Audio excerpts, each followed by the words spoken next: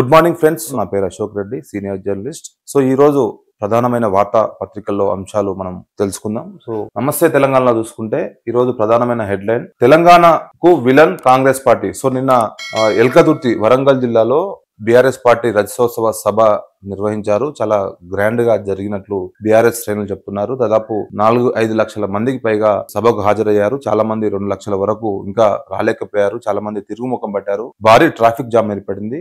అంటే ఎల్కతుర్తి వెళ్లే అన్ని రూట్లు, హైదరాబాద్ నుంచి గానీ వేరే వేరే జిల్లాల నుంచి వచ్చిన రూట్లన్నీ జామ్ అయ్యాయి. సో దానివల్ల చాలా మందికి వెళ్ళలేకపోయారు. సో నిన్న మీటింగ్ ను ఉద్దేశించి కేసీఆర్ చాలా స్ట్రాంగ్ గా మాట్లాడారు. చాలా కాంగ్రెస్ పై విమర్శల పర్వం కురిపించారు. మనం చూసుకుంటే తెలంగాణకు విలన్ కాంగ్రెస్, తెలంగాణను బలవంతంగా ఆంధ్రాలో కలిపింది నెహ్రూ, 1969లో 40 మందిని కాల్చి చంపింది ఇందిరా సర్కార్, బీఆర్ఎస్ తో పొత్తు పెట్టుకొని 14 ఏళ్లు ఏడిపించిండ్రు, తెలంగాణ కోసం పదవులు త్యాగం చేసిన బీఆర్ఎస్ బిడ్డలు, పదవుల కోసం పెదవులు మూసుకున్నది కాంగ్రెస్ నాయకులు, వలస పెట్టి గోల్మాల్ దింపుట్ల కాంగ్రెస్ మించినోడు లేడు, అధికారంలోకి రావడానికి ఎన్నో మాయమాటలు చెప్పిండ్రు, ఉన్న గాంధీలు లేని గాంధీలు దిగుబడి ఊరిపొంట తిరుగుతుండ్రు, హామీలు లేదు బుక్కిలిచ్చి బ్యాన్ పేపర్ల మీద రాసిచ్చారు, తెలంగాణ ఎందరు దేవుళ్ళు ఉన్నారో అందరి మీద ఒట్లు వేసిర్రు, ఇప్పుడేం నమ్ముతలేరు, సో అప్పుడు పుట్టలేమని మాయా మాటలు, సో ఇంత మోసమా, ఇంత దగాన రాష్ట్రాన్ని నాశనం చేసిండ్రు, ఎంత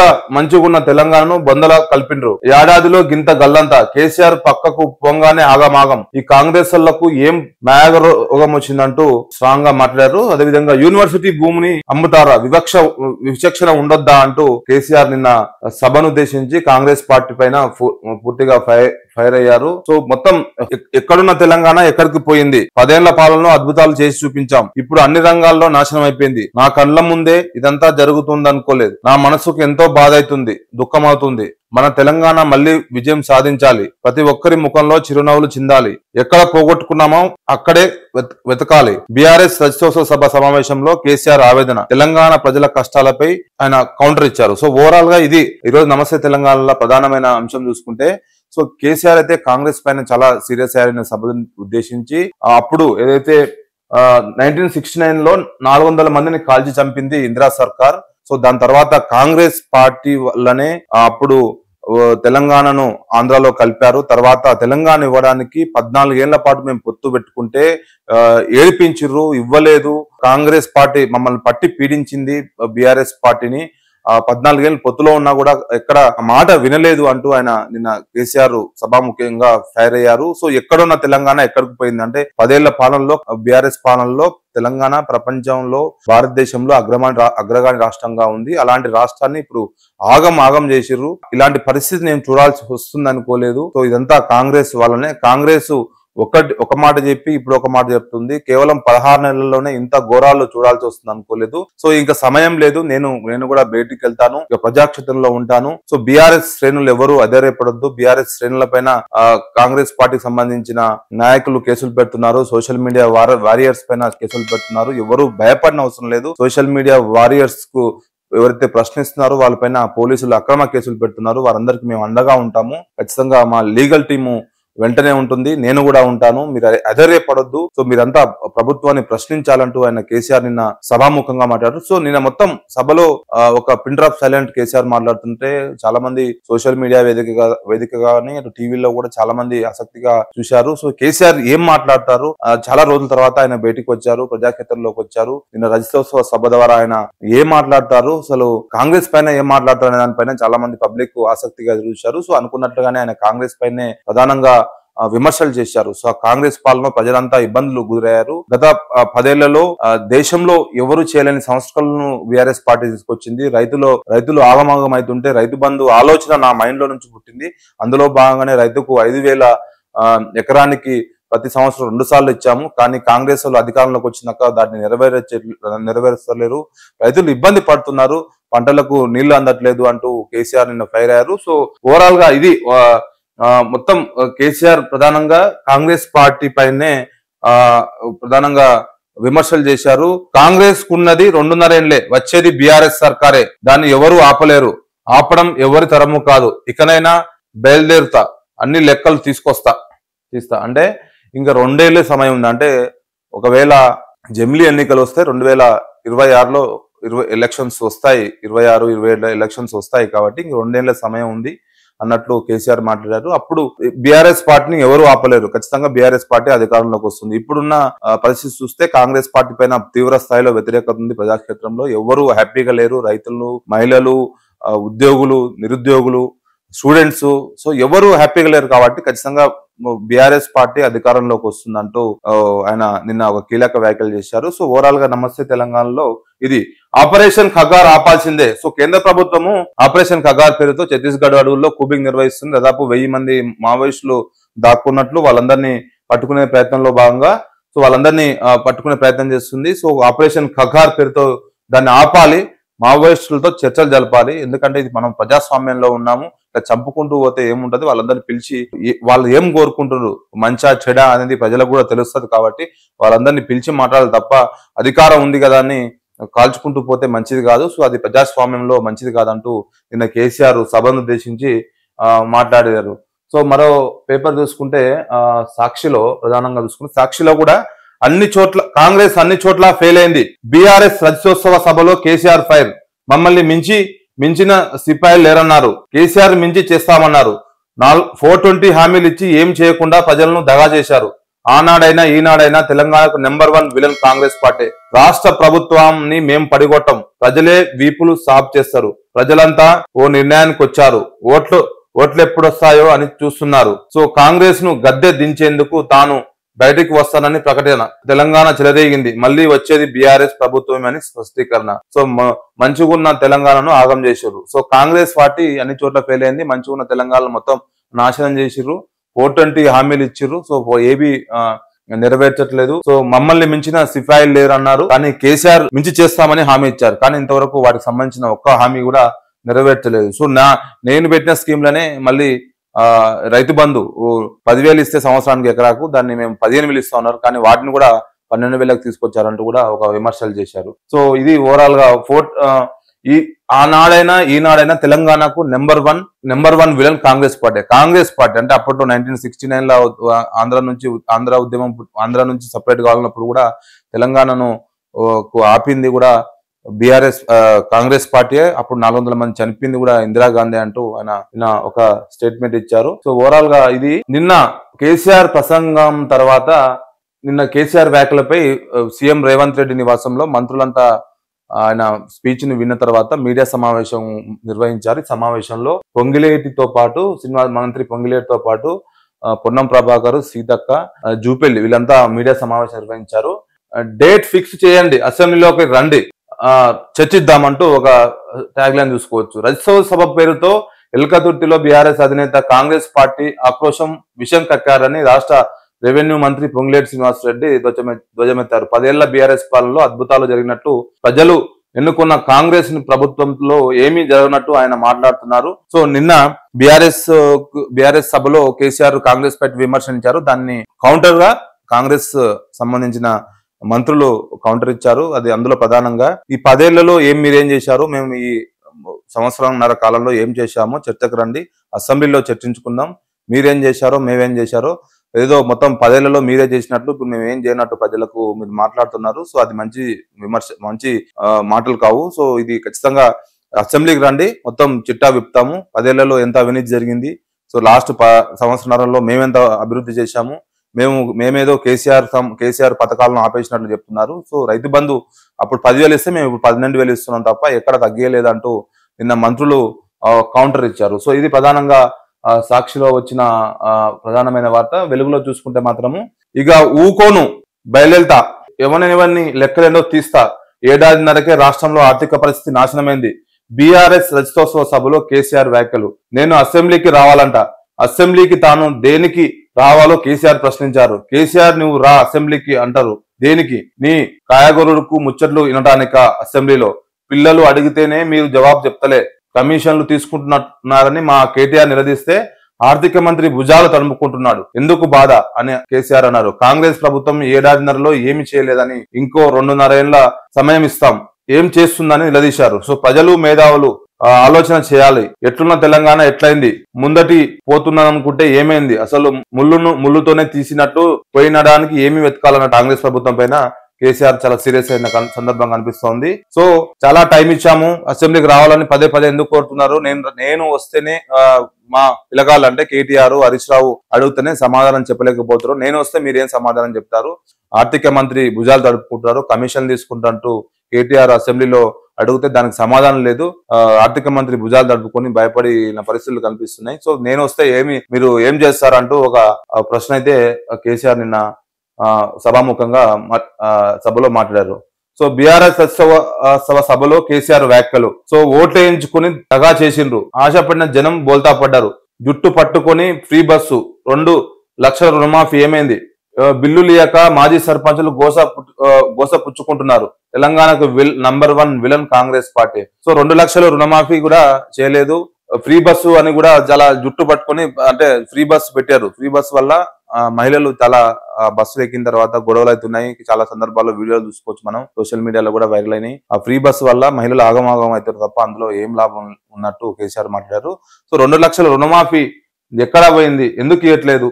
మాజీ సర్పంచులకు బిల్లులు క్లియర్ చేయట్లేదు, దానివల్ల మాజీ సర్పంచులు ఇబ్బంది పడుతున్నారంటూ ఒక వ్యాఖ్యలు చేశారు. సో ఖచ్చితంగా ఈ రుణమాఫీ అంశం అయితే చర్చించుకోవాల్సిన అంశమే. రుణమాఫీ కూడా చాలా ఏరియాల్లో, చాలా ఊళ్ళలో ఇంకా చాలా మందికి కాలేదు, చాలా ఇబ్బందులు పడుతున్నారు. కొంతమందికి గాక కొంతమంది అయ్యి మంత్రుల స్టేట్మెంట్ కూడా ఒక్కొక్కరు ఒకసారి ఒకలాగా ఇస్తున్నారు. మళ్ళీ రుణమాఫీ చేస్తాం, మళ్ళీ అందరికీ అవుతుంది అన్నట్టు మాట్లాడు, కానీ ఎక్కడ సందర్భాలు లేవు. చాలా మంది ఇంకా బ్యాంకుల చుట్టుముట్టు తిరుగుతున్నారు రైతులు, మాకు ఎందుకు రుణమాఫీ కావట్లేదు. కొంతమంది రైతులు సూసైడ్ చేసుకున్న పరిస్థితి కూడా ఉంది. సో ఇది ఖచ్చితంగా 2 లక్షల రుణమాఫీ అయితే ఖచ్చితంగా నిలదీయాల్సిన ప్రశ్నే. ఎందుకంటే కాంగ్రెస్ ప్రభుత్వం అధికారంలోకి రాకముందు ఇచ్చిన హామీల్లో 2 లక్షల రుణమాఫీ ఖచ్చితంగా నెరవేరుస్తామని హామీ ఇచ్చారు. ఫస్ట్ 40,000 కోట్లు అన్నారు, దాన్ని కాస్త 32,000 తీసుకొచ్చారు, తర్వాత 20,000 కోట్లు, 15,000 కోట్లు. అంటే అంతా కట్ చేసుకుంటూ పోయారు. మరి అది ప్రభుత్వ వైఫల్యమా లేకపోతే అధికారుల వైఫల్యమా మనకు తెలవాల్సింది. ఎందుకు 2 లక్షల రుణమాఫీ కావట్లేదని ఇంకా క్వశ్చన్ మార్క్ రైతుల్లో చాలా మంది ఉంది. చాలా మంది ప్రభుత్వం పైన అసంతృప్తి ఉన్నారు. సో ఎందుకంటే మార్పు కోరుకొని బీఆర్ఎస్ ని గద్దెదించి కాంగ్రెస్ పార్టీకి ఓటేశారు ప్రజలు. సో అలాంటి సందర్భంలో రైతులకు ఖచ్చితంగా రుణమాఫీ ఏదైతే హామీ ఇచ్చారో అది నెరవేరాల్సిన అంశం ఉంది. సో ఖచ్చితంగా ఇది ప్రజాక్షేత్రంలో రేపు కాంగ్రెస్ పార్టీకి చాలా ఇబ్బందికరమైన ప్రశ్న. ఎందుకంటే గ్రామీణ ప్రాంతాల్లో రైతులు దీన్ని ప్రధానంగా చర్చించుకుంటున్నారు. సో ప్రతి ఊర్లో ఇదే సమస్య. 40 నుంచి 50% వరకు మాత్రమే ఈ రుణమాఫీ అయింది, ఇంకా చాలా వరకు కాలేదు. స్వయంగా మంత్రులు కూడా కొన్ని సందర్భాల్లో స్టేట్మెంట్ ఇచ్చారు, ఇంకా పూర్తి స్థాయిలో కాదు, మెల్లమెల్లగా చేస్తామంటూ వ్యాఖ్యలు చేశారు. కానీ దానిపైన ఒక క్లారిటీ లేదు, ఎప్పుడు చేస్తాము, ఎప్పటి వరకు అవుతుందని. సో ఇది ఒక ప్రశ్న అయితే. నిన్న 2 లక్షల రుణమాఫీ ఏమైందంటూ కేసీఆర్ ప్రధానంగా విమర్శలు చేశారు కాంగ్రెస్ పార్టీని. సో మరో పక్క చూసుకుంటే నిన్న ప్రధానమంత్రి నరేంద్ర మోడీ మన్ కీ బాత్ లో కీలక వ్యాఖ్యలు చేశారు. దేశంలో ప్రతి ఒక్కరి రక్తం మరుగుతున్నది, ప్రతీకారం కోసం ఎదురు చూస్తున్నారు, టెర్రరిస్టులు కుట్రదారులను శిక్షిస్తాం, పహల్గాం బాధితులకు న్యాయం జరుగుతుంది, ప్రపంచం మొత్తం ఇండియాకు అండగా నిలబడింది, కశ్మీర్ అభివృద్ధి చూసే పాక్ ఊరలేకపోతుందంటూ నిన్న ఇది మన్ కీ బాత్ సందర్భంగా ప్రధానమంత్రి నరేంద్ర మోడీ కీలక వ్యాఖ్యలు చేశారు. సో ప్రతీకారం కోసం ప్రతి ఒక్కరూ ఎదురు చూస్తున్నారు. పహల్గాం ఘటనలో టెర్రరిస్టులు మన టూరిస్టులను చంపడం జరిగింది. సో దానిని విమర్శిస్తూ నిన్న మన్ కీ బాత్ లో ప్రధానమంత్రి నరేంద్ర మోడీ వ్యాఖ్యలు చేశారు. ప్రతి ఒక్కరి రక్తం మరుగుతుంది, టెర్రరిస్టులు కుట్రదారులను శిక్షిస్తాం. సో ప్రతి ఒక్కరి వాళ్ళని శిక్షిస్తాము, పహల్గాం లో బాధితులకు న్యాయం జరుగుతుందంటూ కూడా ఒక స్టేట్మెంట్ ఇచ్చారు. సో దేశం మొత్తం 140 కోట్ల మంది ప్రజలు ఎదురు చూస్తున్నారు, వాళ్ళ రక్తం మరుగుతుంది, ఎప్పుడు ప్రతి దాడికి దిగుతామంటూ కూడా వెయిట్ చేస్తున్నారు. పహల్గాం బాధితులకు అండగా ఉంటాము, ఎవరైతే చనిపోయారో వాళ్ళ కుటుంబాలకు ప్రగాఢ సానుభూతి కూడా తెలిపారు. సో ప్రపంచ దేశాలన్నీ భారత్ కే సపోర్ట్ చేస్తున్నాయి, దీన్ని ఖండించాయి అంటూ కూడా ఆయన వ్యాఖ్యలు చేశారు. సో ఏదైతే పహల్గాం దాడిలో దాదాపు 26 మంది చనిపోయారు. సో ఆ సందర్భంగా ఈ వ్యాఖ్యలు చేశారు. సో ఇది ఒక అంశం, దీనిపైన భారత ప్రభుత్వం అయితే చాలా ఆసక్తిగా ఉంది. ఎప్పుడు ఏం జరుగుతుందో అన్నది మాత్రం కాస్త వేచి చూడాల్సిన అవసరం ఉంది. అసలు అటు పాకిస్తాన్ ఇటు భారత్ సరిహద్దుల్లో ఉద్రిక్తమైన వాతావరణాలు ఉన్నాయి. అటు మన ఇండియన్ ఆర్మీ, అటు పాకిస్తాన్ ఆర్మీ, మన ఇండియన్ నేవీ, అటు పాకిస్తాన్ నేవీ, సో అందరూ రెడీగా ఉన్నారు. యుద్ధం ఎప్పుడు వస్తుందనే దానిపైన క్వశ్చన్ మార్క్ ఉన్నప్పటికీ ఆ యుద్ధ వాతావరణం ఉంది. నిన్న మన ఇండియన్ ఆర్మీ ఆఫీసర్లు మాత్రము ఏదైతే పంజాబ్ సంబంధించిన ఏరియాల్లో ఉన్నాయో, సో ఆ ఏరియాల్లో ఉన్న రైతులకు 48 గంటలు టైం ఇచ్చారు. అయితే కోతలు ఉన్నాయో, అంటే ఇక్కడ సాధారణంగా ఎండాకాలం వరి వేస్తుంటారు, చలికాలము గోధుమలు వేస్తుంటారు. ఇప్పుడు వరి ఉంది కాబట్టి దాన్ని కోతలు కోసుకోవాలి వెంటనే. ఆ సరిహద్దు గ్రామాలను కూడా ఖాళీ చేపించారు. సో ఇదన్నీ చూస్తే యుద్ధం వచ్చే పరిణామాలు అయితే కనిపిస్తున్నాయి. సో ఇప్పటికే ఇండియన్ ఆర్మీకి సంబంధించిన పోర్టల్లో, సోషల్ మీడియా పోర్టల్లో కూడా యుద్ధానికి సిద్ధంగా ఉండాలంటూ ఒక వీడియో కూడా పోస్ట్ చేసింది. సో ఇవన్నీ చూస్తే ఎప్పుడు ఏం జరుగుతుందో అని మాత్రం కాస్త నిన్న ప్రధానమంత్రి మాత్రము కీలక వ్యాఖ్యలు చేశారు. ప్రతి ఒక్కరికి బుద్ధి చెప్తాం, ఏదైతే టెర్రరిస్టులు ఉన్నారో, ఎవరైతే దీని వెనక ఉన్న ఏ దేశమైనా సరే వాళ్ళందరికీ గుణపాఠం చెప్తాం. ఇంకా ఊరుకునే ప్రసక్తి లేదు. చాలా రోజులు ఓపిక పట్టాం. ఇది కశ్మీర్ కి సంబంధించిన అంశం ఒకటే కాదు, యావత్ భారత్ కి సంబంధించిన అంశం. కశ్మీర్ ని అభివృద్ధి ఓర్వలేకనే ఈ కుట్ర పన్నారు. కశ్మీర్ లో గత కొంతకాలంగా అంటే 10-15 సంవత్సరాల నుంచి అంటే బీజేపీ అధికారంలోకి వచ్చిన తర్వాత అక్కడ అభివృద్ధి జరుగుతుంది. టూరిస్టులు వెళ్తున్నారు, ప్రపంచ దేశాల నుంచి వచ్చి చూస్తున్నారు టూరిస్టులు. అక్కడ యువతకు ఉపాధి దొరుకుతా ఉంది, ఉద్యోగాలు వస్తున్నాయి. అభివృద్ధిని చూసి ఓర్వలేకనే మళ్ళీ ఇలాంటి ఘటనలు చేయడం వల్ల అక్కడ రాష్ట్రాన్ని ఆర్థికంగా వెనక్కి తీసుకెళ్లాలనే ఉద్దేశంతోనే ఇలాంటి దాడులకు పక్క దేశాలు కానీ వాళ్ళకు మద్దతు ఇస్తున్న వ్యక్తులు ఇలాంటి కుట్రలకు పాల్పడుతున్నారు. కానీ కశ్మీరీ ప్రజలు మాత్రము భారత్ అంటే కశ్మీర్ ప్రజలు వీటన్నిటిని పట్టించుకోవట్లేదు. మేము భారత్ లో అంతర్భాగము, కశ్మీర్ ఖచ్చితంగా అభివృద్ధి చెందాలి అనే ఉద్దేశంతోనే ఉన్నారు. కాబట్టి సో ఎన్ని ప్రయోగాలు ఇట్లాంటివి చేసినా కశ్మీర్ ని అభివృద్ధిని ఆపలేరంటూ కూడా నిన్న ప్రధానమంత్రి నరేంద్ర మోడీ కీలక వ్యాఖ్యలు చేశారు. సో ఇది నిన్న ప్రధానంగా వెలుగులో వచ్చిన వార్తలు చూసుకుంటే, సో కొత్త సిఎస్ గా రామకృష్ణరావు. సో ఇప్పుడున్న కొత్త సిఎస్ ఈ నెల 30తో శాంతకుమారి రిటైర్మెంట్ అవుతున్నారు కాబట్టి ఆమె ప్లేస్ లో కొత్త సిఎస్ గా రామకృష్ణరావుని ప్రభుత్వం నియమించింది. మే 1న బాధ్యతలు స్వీకరణ, ప్రస్తుత ఆర్థిక శాఖ స్పెషల్ చీఫ్ సెక్రటరీగా విధులు. ఈ నెల 30న రిటైర్ కానున్న ప్రస్తుత సిఎస్ శాంతకుమారి 1991 ఐపీఎస్ బ్యాచ్ అధికారి అయిన ఆయన ప్రస్తుతం ఆర్థిక శాఖలో స్పెషల్ చీఫ్ సెక్రటరీగా పనిచేస్తున్నారు. సో మొత్తం 13 బడ్జెట్లు రాష్ట్రం ఏర్పడిన నుంచి 13 బడ్జెట్ ప్రవేశపెట్టారు. సో ఆయనకు అంతా అవగాహన ఉంది స్టేట్ పైన మొత్తం. అంటే ఆర్థిక శాఖలో స్పెషల్ గా పనిచేశారు కాబట్టి సెక్రటరీగా డబ్బులు ఏ పథకానికి ఎన్ని పోతాయి, సో రాష్ట్ర ఆర్థిక పరిస్థితి మొత్తం ఆయనకు అవగాహన ఉంది కాబట్టి ఆయనను సిఎస్ గా నియమిస్తూ రాష్ట్ర ప్రభుత్వము ఒక నిర్ణయం తీసుకుంది. సో నిన్న భారీగా ట్రాన్స్ఫర్లు అయ్యాయి. ఏదైతే రాష్ట్రంలో 20 మంది ఐఏఎస్ అధికారులకు బదిలీలు.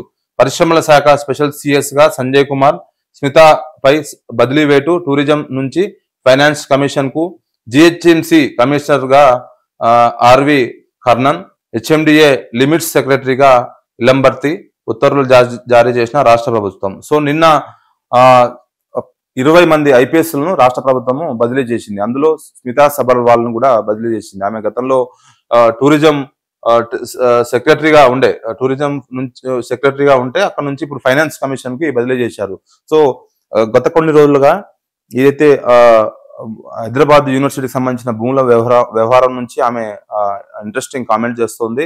ముఖ్యంగా సోషల్ మీడియా వేదికగా ఆమె ప్రభుత్వంపై విమర్శలు చేస్తా ఉంది. సో దాన్ని రీట్వీట్ చేసిన సందర్భాల్లో ఆమె పైన రాష్ట్ర ప్రభుత్వం కేసులు కూడా నమోదు చేసింది. ఒకటి మాదాపూర్ PS లో కూడా ఆమె మీద కేసు నమోదు చేసింది. సో అప్పటి నుంచి ఆమె ప్రభుత్వానికి వ్యతిరేకంగా ఎందుకు రాజకీయ నాయకులలాగా వ్యవహరిస్తుందంటూ అటు కాంగ్రెస్ నాయకులు విమర్శిస్తున్నారు, మరోపక్క బీఆర్ఎస్ ఆమెకు మద్దతు పలుకుతా ఉంది. సో దీని నేపథ్యంలోనే ఆమెను బదిలీ చేస్తూ, అంటే ఇప్పుడు ఆమె జిహెచ్ఎంసీకి సంబంధించిన ఏదైతే టూరిజం కి సంబంధించిన కమిషనర్ గా ఉంది కాబట్టి ఇప్పుడు ఫైనాన్స్ కమిషన్ కు బదిలీ చేశారు. సో మరి దాన్ని ఆమె ఖచ్చితంగా వెళ్లాల్సి ఉంటుంది కాబట్టి సో ఆమె పైన అయితే రాష్ట్ర ప్రభుత్వం చాలా సీరియస్ గా ఉంది. అందులో భాగంగానే ఆమెకు బదిలీ వేటు పడ్డది. సో ఆమెతో పాటు మరో పక్క సిఎంఓలోకి Jayaranjan, industries and investment cell CEO special CS గా పోస్టింగ్. సో జయేష్ రంజన్ కి సిఎంఓలోకి తీసుకెళ్లారు. సో ఇదొక వార్త. సో మొత్తానికైతే ఇది ప్రధానంగా ఈ రోజు వెలుగులో వచ్చిన ప్రధానమైన అంశాలు. కర్రెగుట్టల్లో భారీ బంకర్, 1000 మందికి పైగా మావోయిస్టులు ఉండగా అక్కడ ఒక బంకర్ నిర్మించారు. 1000 మంది ఉండే వీలుగా ఒక బంకర్ నిర్మించినట్లు పోలీసులు గుర్తించారు. నీళ్లు సహా ఇతర సౌలతులు ఉన్నట్లు గుర్తించిన పోలీసులు. అడవుల్లో 6 రోజుల్లోగా కొనసాగుతున్న కూబింగ్, భద్రతా బలగాలు రాకను పసిగట్టి తప్పించుకున్న ఇడ్మా దళం. గుట్టలపైకి చేరుకుంటున్న బ్యాకప్ పోలీసులు. దాదాపు అంటే ఛత్తీస్గఢ్, ఈ భూపాలపల్లి ఏరియాలో మొత్తము గత కొన్ని రోజులుగా పోలీసులు కూబింగ్ నిర్వహిస్తున్నారు. పోలీసులు, పారామిలిటరీ బలగాలు ఈ మావోయిస్టులను ఏదైతే లక్ష్యంగా కేంద్ర ప్రభుత్వం ఆపరేషన్ చేపట్టింది. అందులో భాగంగానే ఈ కర్రెగుట్టలో మావోయిస్టులు దాదాపు 1000-2000 మంది ఉన్నారంటూ సమాచారం. అందులో భాగంగానే కూబింగ్ నిర్వహిస్తుంది. కానీ వాళ్ళను వాళ్ళ వచ్చే రాకను పసిగట్టి అక్కడ నుంచి మావోయిస్టులు వెళ్ళిపోయినట్లు ఒక వార్త చూసుకోవచ్చు. సో ఇది ప్రధానంగా వెలుగులో వచ్చిన ప్రధానమైన అంశాలు. సో మనం పక్క చూసుకుంటే ఈనాడులో కూడా సేమ్ యాజ్ ఇట్ ఈస్ తెలంగాణకు కాంగ్రెసే విలన్. గోల్మాల్ చేయడంలో, అబద్ధాల్లో దాన్ని మించింది లేదు. కమిషన్లు తీసుకోవడం, సంచులు మోయడమే ఆ పార్టీ పని. 420 హామీలు అమలులో వైఫల్యం. ప్రభుత్వం మేము పడగొట్టం, ప్రజలే వారిని వీపులు సాపు చేస్తారు. పోలీసులు వచ్చేది మా ప్రభుత్వమే. తప్పుడు కేసులు వద్దు, నేను బయటకు వస్తాం, పోరాడతా. 11 ఏళ్లలో 11 రూపాయలు కూడా ఇవ్వని భాజపా ఆపరేషన్ కగార్ను కేంద్రం నిలిపేయాలి. సో భరాసా రజతోత్సవ సభలో కేసీఆర్ ఫైర్. సో ఇది ఓవరాల్ గా నిన్న కేసీఆర్ సభ ద్వారా ఈనాడులో వచ్చిన ప్రధానమైన అంశం. సో త్వరలోనే బయటకు వస్తా, మీ భరతం పడతా అంటూ కూడా ఆయన వ్యాఖ్యలు చేశారు. 420 హామీలు అమలు చేయడంలో వైఫల్యమయ్యారు. 11 ఏళ్లలో 11 రూపాయలు కూడా బీజేపీ పార్టీ రాష్ట్రానికి ఇవ్వలేదు. వాళ్ళు కూడా మా పైన వ్యాఖ్యలు చేస్తున్నారు అంటూ కౌంటర్ ఇచ్చారు. సో మొత్తానికి నిన్న అసెంబ్లీలో చర్చకు సిద్ధమా అంటూ మీరేం చేశారో మేమేం చేస్తున్నామో ప్రతి అంశంపై మాట్లాడుకుందాం అంటూ నిన్న మంత్రులు సీఎం రేవంత్ రెడ్డి నివాసం ముందు మాట్లాడిన ఫోటో మనం చూసుకోవచ్చు. సో ఇది ఓవరాల్ గా ఈ రోజు ప్రధానంగా అన్ని పేపర్లో వచ్చిన అంశాలు. సో నిన్న ఒకటి మహేష్ బాబుకు సంబంధించి ఒక వార్త వచ్చింది. మహేష్ బాబుకు ఈడీ నోటీసులు అందజేసింది. సో అది మీకు తెలియజేస్తాను. ఒకటి, ఇప్పుడు రాలేను, సమయం ఇవ్వండి, ఈడీ విచారణకు సమయం కోరిన మహేష్ బాబు.